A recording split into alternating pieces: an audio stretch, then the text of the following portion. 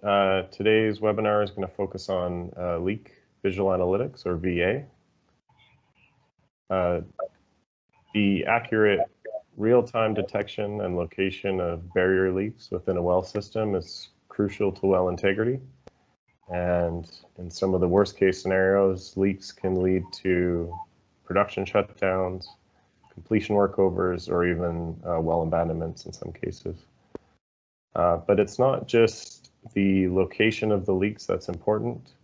It's also important to understand the root cause, as well as things like the shape, the size, and the extent of the flow path, as these pieces of information are essential in determining what's the correct solution.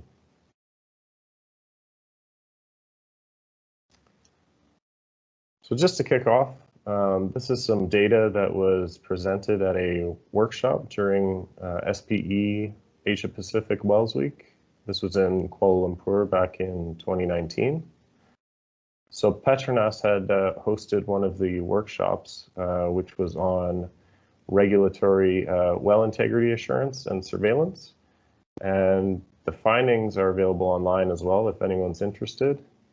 But in an overall well integrity snapshot, they reported 16.5% of wells across Malaysia have a minimum of one failed barrier. And if you look at the biggest factor contributing to unhealthy wells, it's subsurface safety valves.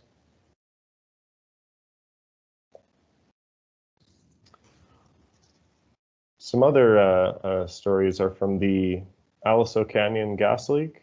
This was also called the Porter Ranch gas leak, or the Porter Ranch gas blowout. This was a massive natural gas leak in the Santa Susana Mountains. That's near Porter Ranch in Los Angeles, California. So discovered by a SoCal gas employee on October 23rd in 2015, there was gas escaping from a well within the underground storage facility. And this is actually the second largest gas storage facility of its kind in the United States.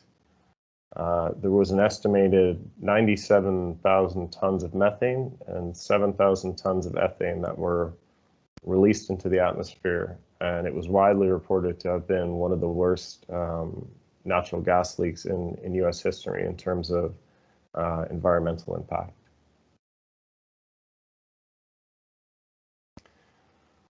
So the US Department of Energy released an insight report, and within it, they reviewed the current California state records for noise surveys, temperature surveys, and additional geophysical tools that have been run in this Aliso Canyon storage well,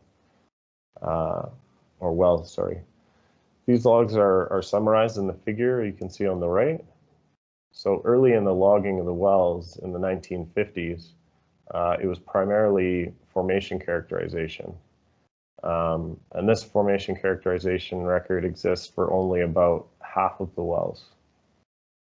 You then see in the 1970s, as part of conversion to storage, still only a small fraction, about 1/4 of the wells were logged.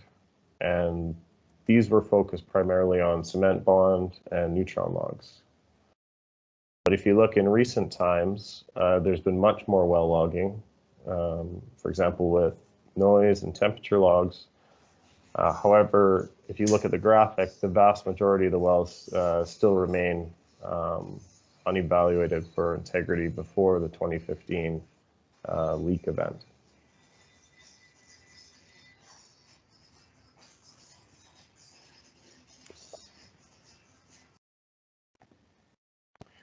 So from this, the DOE summarized that the practices for monitoring and assessing leaks and leak potential for the Aliso Canyon facility were inadequate.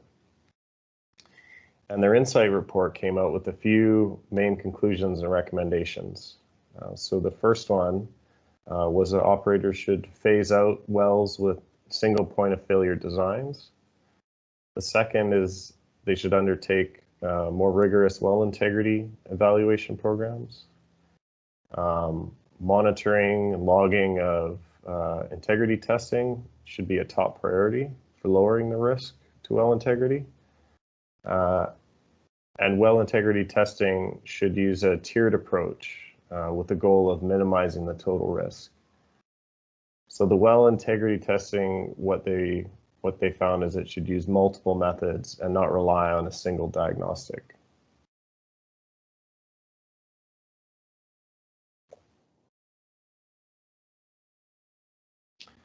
So this is where EV's visual analytics service can help support leak analysis and repair. So by visually analyzing a downhole challenge with high definition, high frame rate images, it's possible to understand some of the complex situations with a lot more ease. And now we can extend this understanding further, quantifying what we see. So what we do is by analyzing the image with a transform for the geometry of the camera lens, it's possible for us to actually compute the size, the distance, and the area that's occupied by different objects within the well. So on the video playing right now, you can see that we're measuring small corrosion pits on the side of a tubing wall. So this type of knowledge is highly valuable for decision-making criteria. So helping to reduce uncertainty and making sure we select the right remedial solution.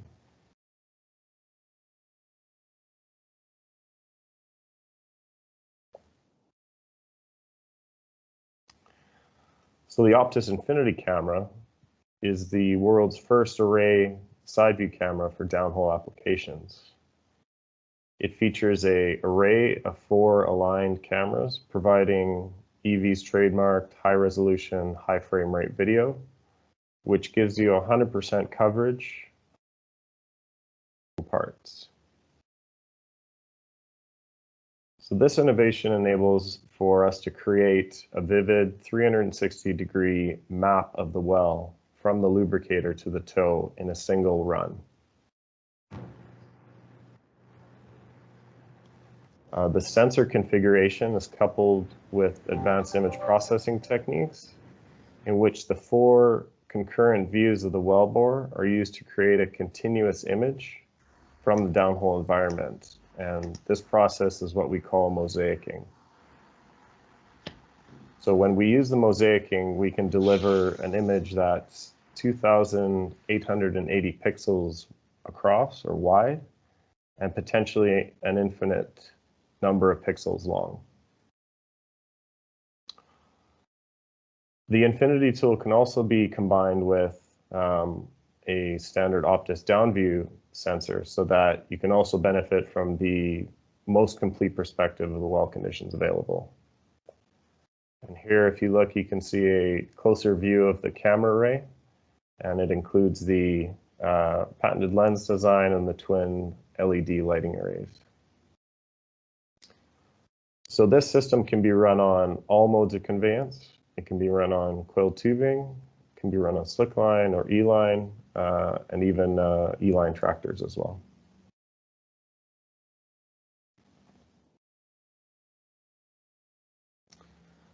So in this example, we're actually seeing how the mosaic technique is being applied to a completion component.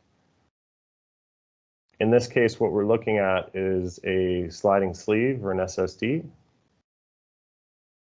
And if you see on the right side of the screen, what's happening is the mosaic process is combining the 4 raw videos, and it actually removes some of the loose particles that are floating in the liquid environment that we're in. And these are processed out as they're moving independently from the completion component. So they don't appear in the same 3-dimensional space from one frame to the next. This is a key feature of the process, as the image quality is often improved when we do this data processing.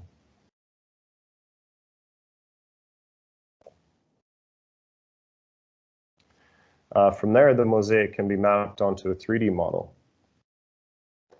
And this can be created from an engineered drawing or the original CAD model. And just like before, we can inspect the object from any direction or orientation that we like. And then we can compare that with the condition of the downhole SSD with that of the original design to see if there's any changes or anomalies in the form or function. So this information could be vital in understanding how the system is performing, identifying any component failures, or looking for root cause analysis. All of these things will provide a much better understanding of what options are available and enables much more decisive action to be taken.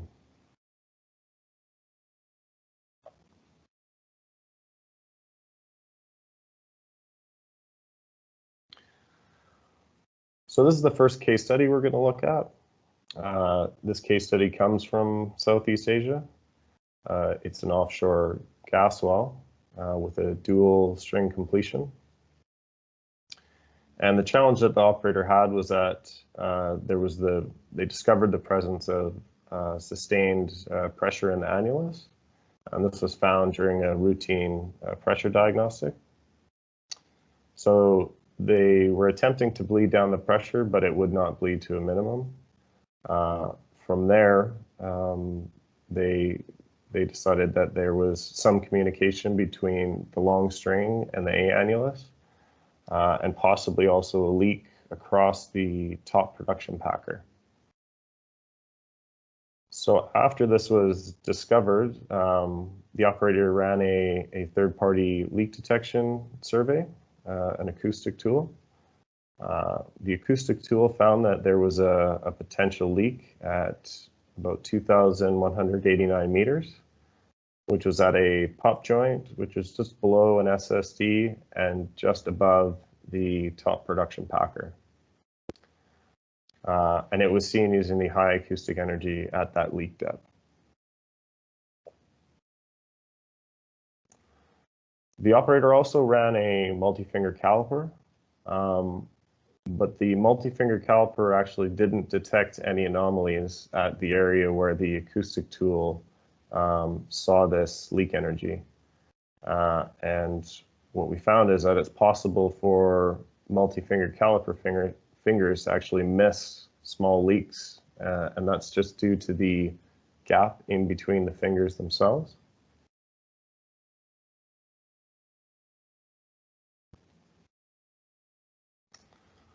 So what the operator decided to do next was run the Optus Infinity camera on memory.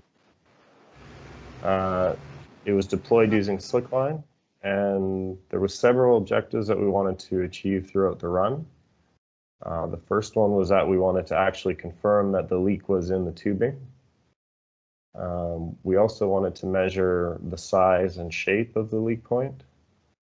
We wanted to look at potentially what might have been the cause of the leak, and also evaluate what the chances of success would be in repairing the leak.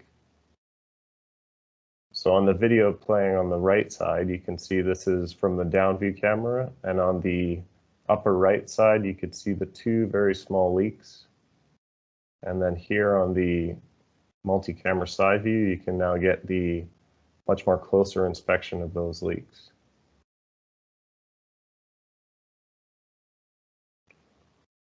So once we had the video from the multi-camera side views, we could actually take these accurate measurements of the two leak points and then use those to assess the success of how this operator is going to try and repair this leak. In addition, we also were able to survey the SSD as well as look at the other completion components.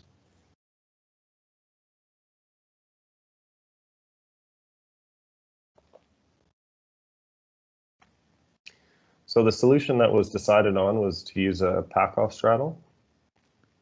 Some of the information that was useful to be able to choose this was to confirm that there was no major corrosion or debris or sand that would cause the straddle not to be able to seal at the areas that the operator was choosing to set them at. And now this is scheduled to be packed off and isolated and return integrity for the well.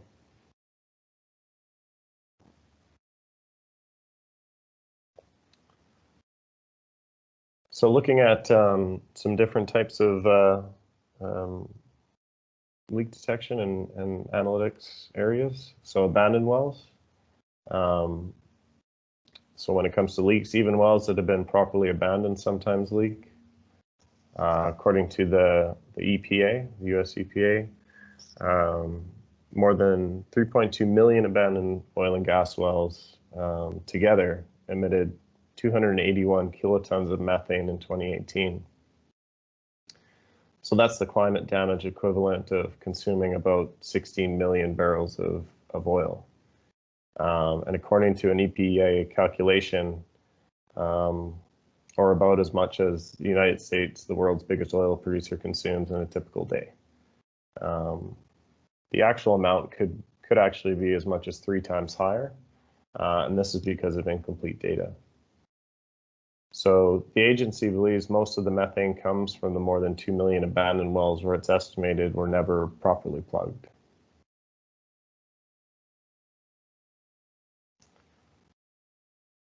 So in this example,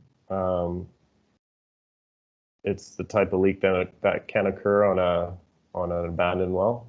So we can see gas bubbles are entering into brine fluid in the production casing. And then using a side view camera, we can actually see that the bubbles are initially entering right at the upper part of the casing connection.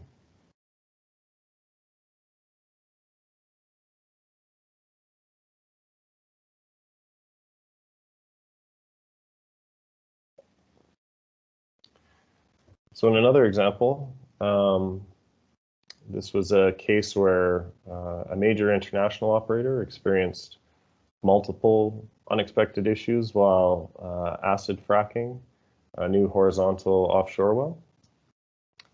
The leak became apparent during the first stage of the frac, and after which leak detection and multi-finger caliper logs were performed to investigate both the location of the leak and the condition of the liner in its proximity. So when further uncertainty remained about the completion condition, a camera was deployed to provide a bit more clarity and increase the understanding. The type of camera that we provided was the EV's video while tractoring technology. So this can be deployed together with an electric line tractor, and it can allow us to do real-time transmission of the video to surface while the tractor is actually tractoring.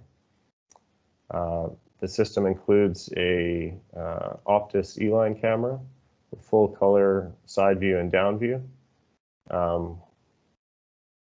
which is giving you the highest video quality available.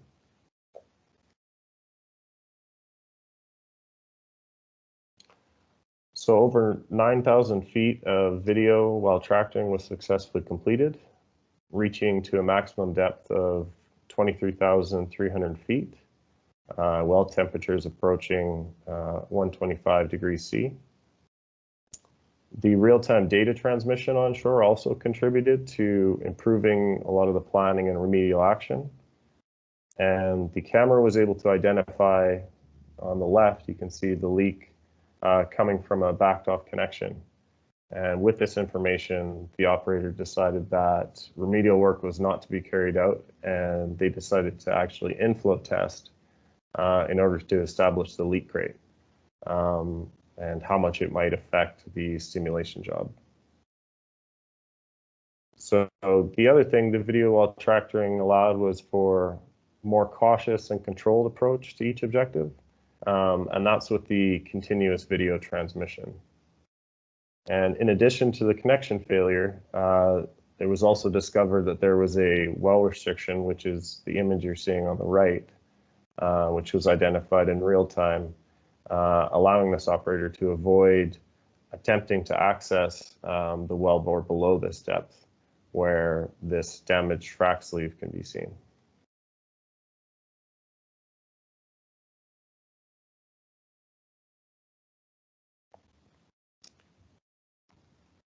So the final case we'll look at is an operator had experienced some tubing to annulus communication, and this was in an offshore water injector well just prior to commencing an acid injection operation.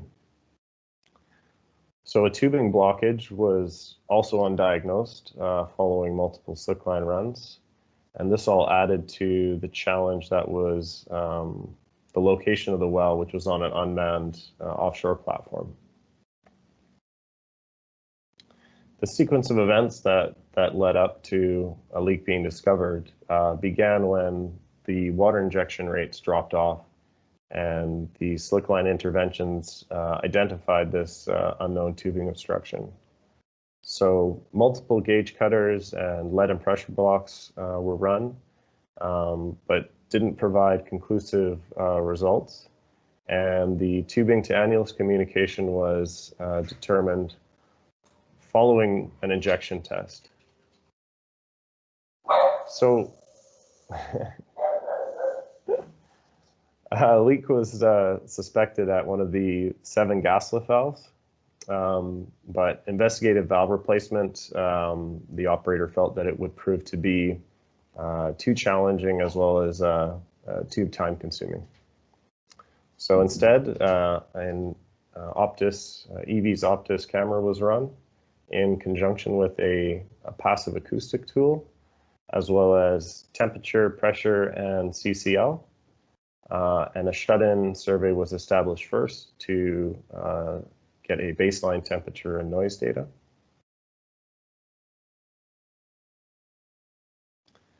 So after the baseline was completed, the results of the injection passes discovered that there was a primary leak identified at the mandrel number 5. So you can see that's circled with the dotted reds. And you can see that was identified with the data from the noise as well as the temperature. There was also a secondary leak, which is now circled in the blue dots. So that was identified at gas lift mandrel number 7. And the camera was able to identify widespread scale deposition, some of which at this part of the video you can see the extent was actually the cause of the holdup depth that was undiagnosed. So from this, the scale removal and the restoration of the wellbore could be achieved. The operator successfully reinstalled dummy valves on mandrel 5 and 7, and the integrity restored, and well was returned to injection.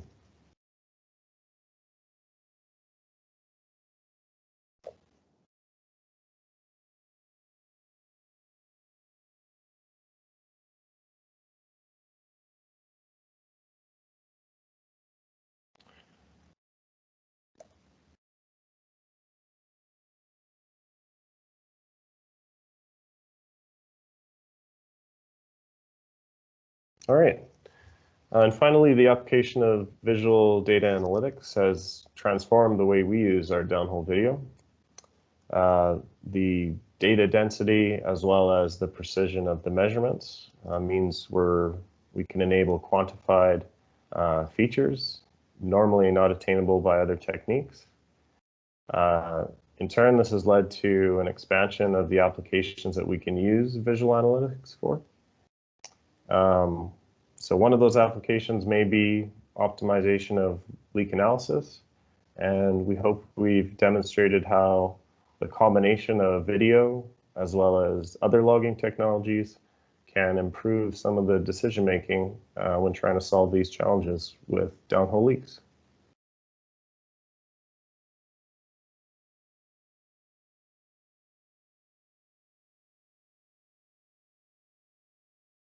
Thanks.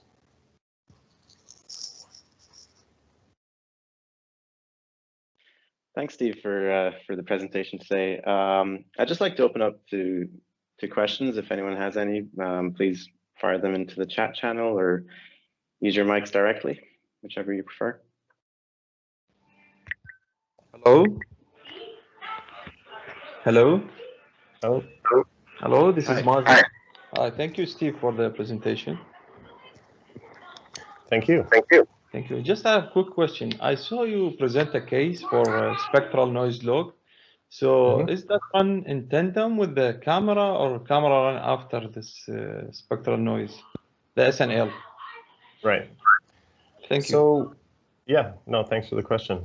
So for some types of spectral noise tool, depending who's the provider and what the tool string configuration looks like, it might be possible for us to run in tandem with that log, or in some cases, the well will previously been logged with the spectral noise, and then the operator might choose to do the camera analysis after. But either way they choose to do it, we can also integrate these logs into what we call our PIP platform, which is a pipe integrity platform. This software is provided by Epidode, and they're part of EV that handle the log analysis side. So we can actually display the spectral noise data alongside the video data as well. But in terms of running in tandem, it's we can do it, especially if it's you know, an operator that wants to try and save a run and maybe try and do things a little bit quicker. That's definitely something we can do. Okay, so this one can be run, I believe the SNL will be on memory and the camera will be real time or some, because as far as I know, this SNL cannot be run on like SRO. Yeah, so we can run our cameras in memory or in real time. So it just depend on what sort of conveyance the operator is choosing for doing the spectral noise. But yeah, if it's on memory, then we could combine the string into a memory run with video and the spectral noise. Okay, thank you. Much appreciated. Yep. No problem.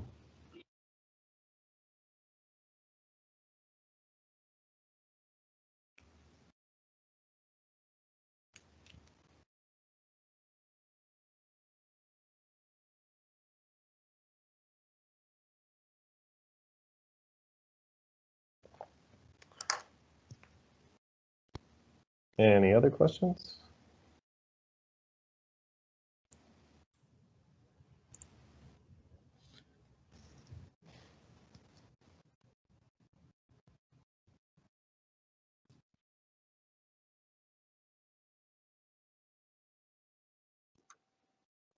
Yeah, Steve, you mentioned early on in the opening discussion about this, that the challenge is not necessarily just finding the leak location, and there are some terrific technologies out there. And, you know, we just discussed spectral acoustic technologies as one of those.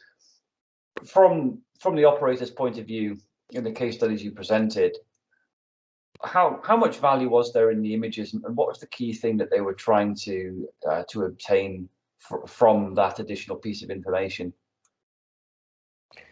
Yeah, I think that's, I mean, that's some of the key things that when we speak to some of the operators that have already done various types of leak detection work, is that, like you say, there's lots of different ways to locate a leak.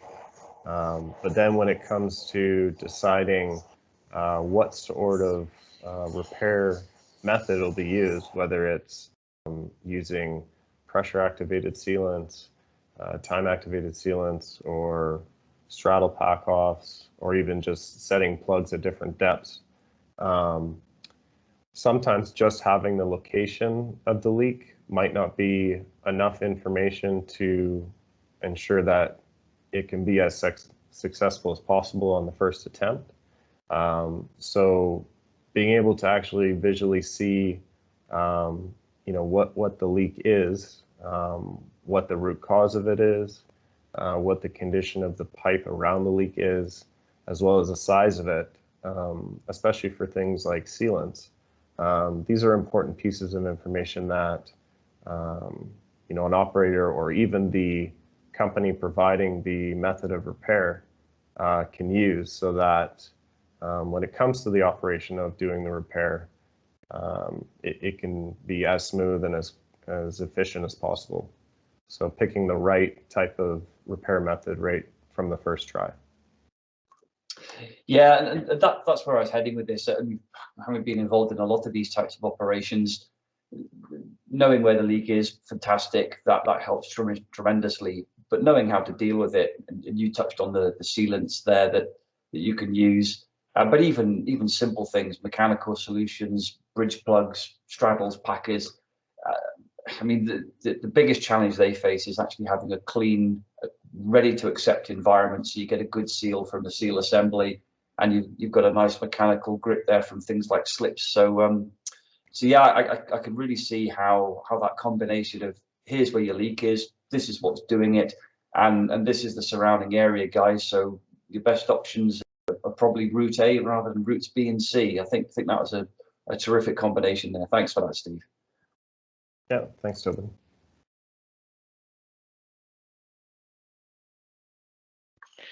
Just while people are gathering their thoughts, maybe for some final questions, I'd just like to point everyone into the direction of our website. Can you let me know if my screen's being shared at the moment? Yeah. Yeah. Okay, see cool. Yeah.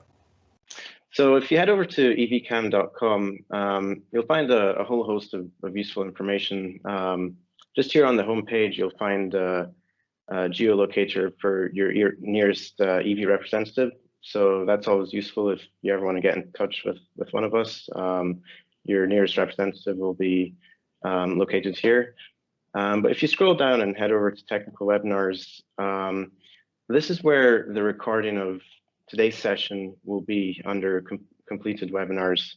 But also here, you'll find all of our other sessions. Like I mentioned at the start, we've hosted 9 so far, including this one, and all the recordings are here. So there's a whole host of recordings that are good to watch back. But also, if you head over to our case studies page on the top right, this is where we store our video of the months, which we aim to release 1 case study per month from our operations globally. And you can filter by challenge. So today's presentation on LeakVA, you can find examples here. Here's some of the videos that we presented today, and also all the other challenges like valve and so on.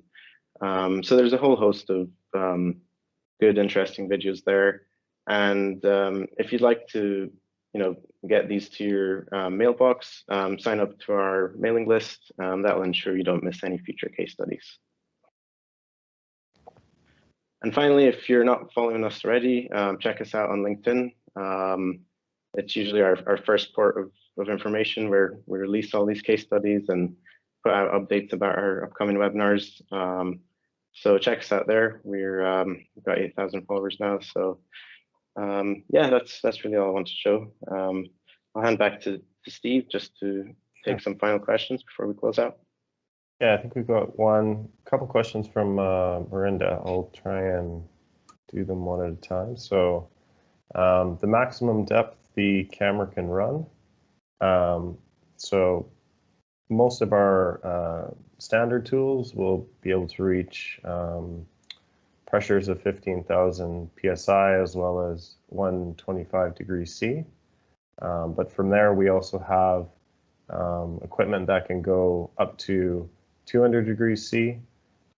So in terms of reaching the maximum depth or run and hole, we can get pretty much down to I would say almost any depth, as long as the wire line can get us down there, or the coil tubing. Fluid displacement in the wellbore. So yeah, that also relates a bit to the third question, which is it possible to run on an oil well? The optical cameras, they do need a clear medium to see through. So either gas or a liquid that's clear enough so that the light can pass through and hit the object that we want to see and then return back to the sensor. I could probably just show some information on that just to get an idea. So let me know if you can see that. Not yet. I have to share my screen again.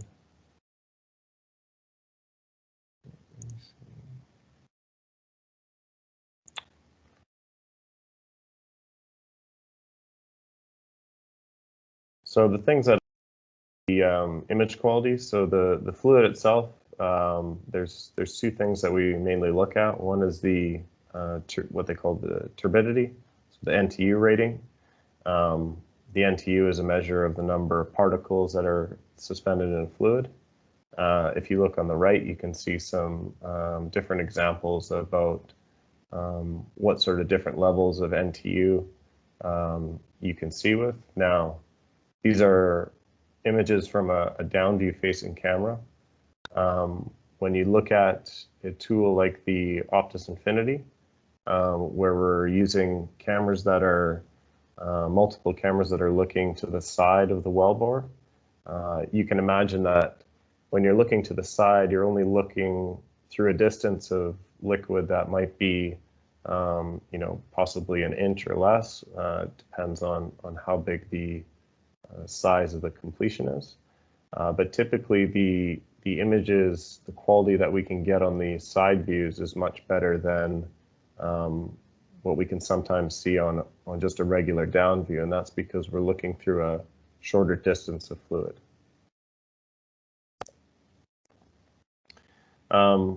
Other things we look out for when running optical cameras are things like, you have to have lenses that are able to repel contamination. So at EV, we use bespoke surfactants that coat the lenses so that things like oil won't stick to the lens. If you see the video on the right, we're actually going from water through a layer of oil and up into the gas. This is in a three-phase horizontal well. So this actually shows us that a camera can go through an oil zone. So it can go through a gas layer in a well, through the oil and into the water. So really a lot of the ways that we get successful images is that when we look at the well, we sit down with the operator and we go through, what are the areas of interest that we want to look at? What's the fluid condition in the well at the moment? And then if we need to add some procedures to the run in order to move the fluid down or introduce a clear gas or a clear liquid, then we can do those things so that we're able to get the clarity of these images at the locations that we want.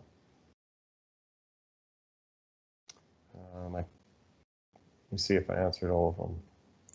I think there was one more. Oh, fogging on the lenses. We typically see what would look like fogging on the lenses, usually in the upper part of when we first enter the well with the camera, and that's usually because there's a difference in temperature between the tool and the gas environment that we might be in. So similarly to if you're in an air-conditioned room and you wear glasses and you walk outside and it's very humid out, initially the lenses fog, but once the temperature of your lenses equalize with the environment, then the fogging will slowly go away. And there's some other things that we can do with the procedure in order to help that fogging go away quicker. Sometimes it's as easy as just flowing the well on a low choke for a few minutes just until that fogging goes away. So I hope I answered all the questions there.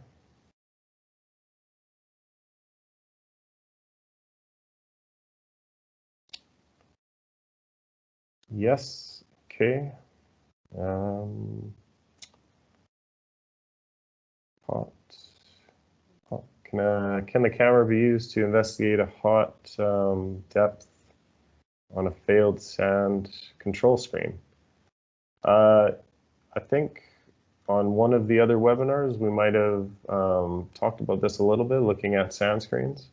And again, this is a good application of the visual analytics technology, where if we're looking at a inflow control device and we can see the location of where the flow would be entering the wellbore, what we can look at is if there's evidence of erosion from sand, we could measure the difference between what that port or what that entry point would be normally and compare that with what we see downhole.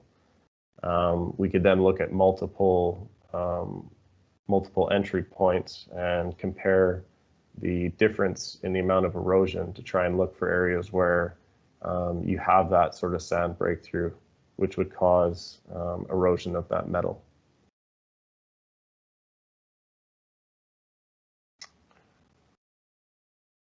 I hope that answered that one as well.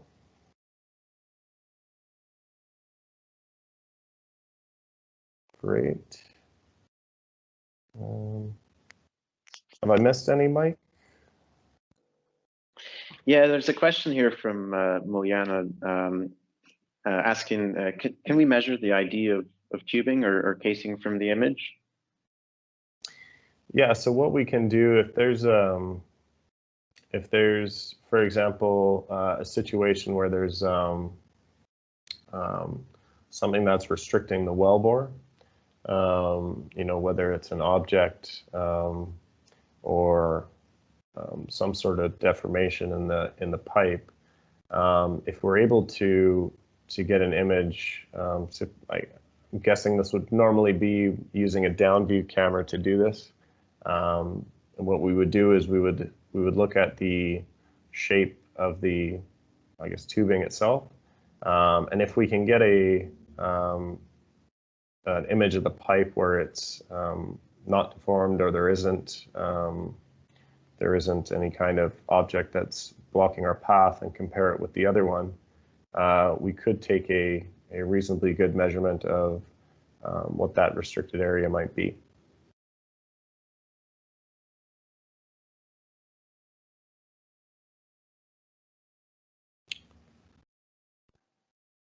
And I think there's some restriction type of cases as well, like Mike was saying on the website. I know there's a few where we've done that in terms of measuring restrictions using down view images with the imaging dimension software.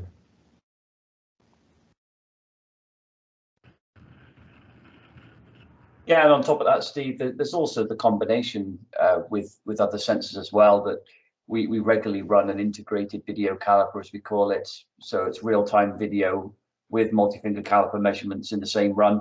And that way you get fantastic measurement accuracy radially from the caliper and a full 360-degree visual from the camera, which you can also take spot measurements from as well.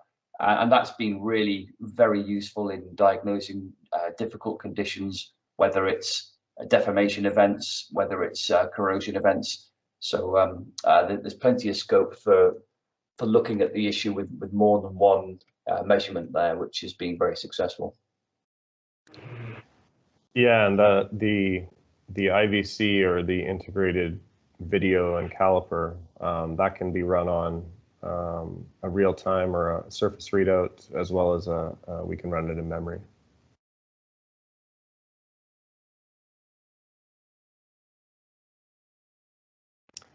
Great. Any other ones I've missed here? Yeah, we've got a question here from Ernout. Do you have cameras that use wavelengths outside the visible spectrum, like infrared? Yeah, I'm going to pass that to some of the EVTC guys if they're on, because I know there was a release of, correct me if I'm wrong, but I think it was a UV spectrum job.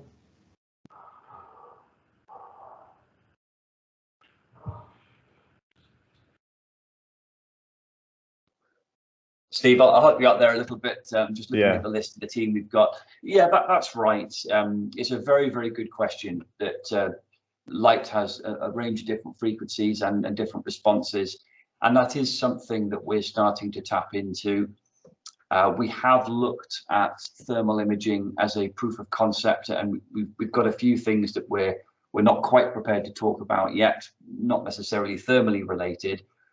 But one of the very simple adaptations we did, that Steve's alluded to, is we've put a modified lighting array with some of our cameras that illuminate in the ultraviolet spectrum, and this was specifically actually looking for hydrocarbon events, and the hydrocarbons in question actually activate and start to glow quite actively with the UV light. And you can see the source of the hydrocarbon very, very clearly in an otherwise normal background. And we realize there's lots of applications for that, whether it's looking for sources of hydrocarbon in open hole, which that was for, or in fact, if you're looking at really complicated leaks or trying to assess the performance of downhole components, you can actually use a dye in your annular fluid and circulate that, looking for the fluid entry then into the main bore of the well. Lots of different things that could be used in that respect. So it's somewhat early days, but certainly an area that we're interested in, and we can see some development in the future. Great. Thanks, Tobin.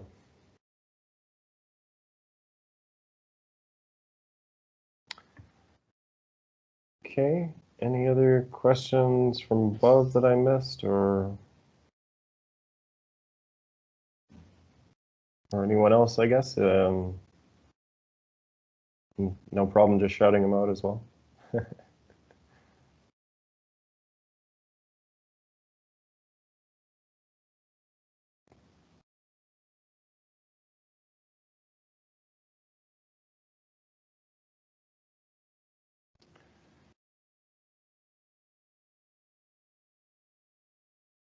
Okay.